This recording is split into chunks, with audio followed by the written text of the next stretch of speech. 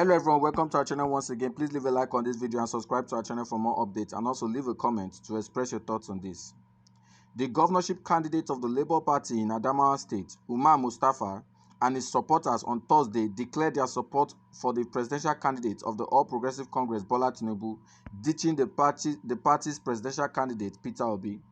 Mustafa's withdrawal of support for Obi followed the collapse of Umar Mustafa's Labour Party structure in Adamawa into that of the APC. Umar, who announced his backing of Tinubu, said he found the people who ran the Labour Party in the state to be as bad as the system he wanted to see change. Mustafa, who's popularly known as Otumba, said his decisions and that of his supporters to support the candidate of another political party, both at the national and state levels, was made after it became clear to him that the party in the state will get nowhere based on the way it was set up in the state. Reports gathered earlier that the governorship candidate of the Labour Party and his supporters had boycotted the campaign rally of Obi. In a statement detailing why he boycotted the Obi rally, Mustafa had accused the party's leadership and the Labour Party presidential campaign. Well, I'm not surprised with the happening in the political arenas right now. I have said it here before that there's going to be a twist in this presidential election, and the unexpected is going to happen, and that is what we are witnessing right now. The Adamawa State Labour Party governorship candidate withdrawing support for Peter Obi, and collapsing his structure to back Bola Ahmed Tinubu. Mustafa withdrawal of his support for Peter Obi following the collapse of Omar Mustafa, the LP governorship candidate in Adamawa State, who announced his backing of Tinubu, said he found the people who run the Labour Party in the state to be as bad as the system he wanted to see change. Well, these things are to me, it's not new to me, and we all know that in politics it is all about what you can get. And when you weigh the options and you know that the where you are, your chances of getting what you want is like 75%, not getting what you want. You quickly switch carpet. It's a game. And don't forget that these people, this is what they live their life on.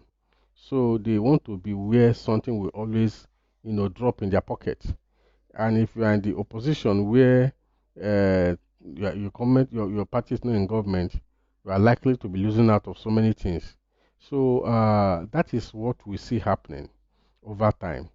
Most of the candidates who tell you they are doing this or they are doing that for the sake of the people, this is just for their own selfish interest. Now, you have been the governorship candidate of this political party over time, just 24 hours to the presidential election. You withdraw your support from the party, join the opposition party to create a force against the party you have been. But he has weighed his option.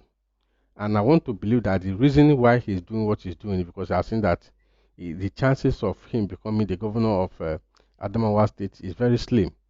And instead of him to go through that election process and lose out, he pulled out to support the APC government, who he believed that they may likely win the election, and he pitched his stance with them and make himself relevant. At the end of the day, maybe seek for one position of commissioner or special advisor to the governor, and life goes on from there. Than running as a governorship candidate and lose out. That is what I see here. So it's not about hatred for Peter Obi or hatred for Labour Party, or because the people who are managing Labour Party are not doing well, or they have misagreement. The whole thing still boils down that, okay, you have weighed auction, and the truth is he have no chances of winning this election, and he has to play his card as quick as possible. That is what has just played out here. I'm telling you, that is what has just played out here. So this is a political mathematics. This is a political mathematics. He has done his calculation and see the risk that is ahead of him, and he decide to subpedal and make a switch, carrying his people and all that. If he have intention of the people in mind and he is really fighting for the people, I'm telling you, he won't do this. He won't do this. And I don't think this is going to stop the chances of Peter Obi winning. That is just the honest truth. I know that every vote can't, cast for a presidential candidate or a governorship candidate counts. It matters a lot. But with what has happened, the people are really going to decide who the president want to be. The people will really going to decide who their president is going to be, and that is the way it goes. That is the way it goes. So whatever uh, anyone is doing at this moment might really not affect the presidential candidate so much, because the people has already made up their mind who to cast their vote for. I have come to understand that in this our dispensation, not that the leaders don't really matter, they do, but the leader of this our generation, the people of this our generation, most people are informed, they know what they want, because over time they have followed their leaders, instruction to vote a particular presidential candidate. At the end of the day, they are the one who are suffering the brunt.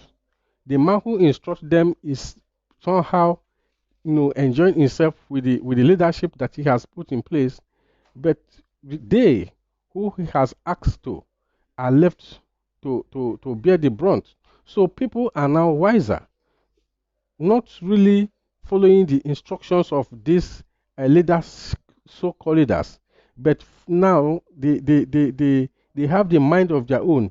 They follow their instinct. They see things happening around and they weigh options and they act based on their conviction. That is what I see. I'm seeing that will happen in this election. Over time, people say, okay, this is my leader. Whosoever will say will vote for, we're going to vote for them. But now things has changed. It's no longer business as usual. It's no longer who say our leader say we should vote for this. When your leader has asked you to vote for this, and the people who have voted for neglect you, neglect the economy, bastardize the economy and all that, at the end of the day, who are the people who suffer it? You, electorate, you who listen to your leader.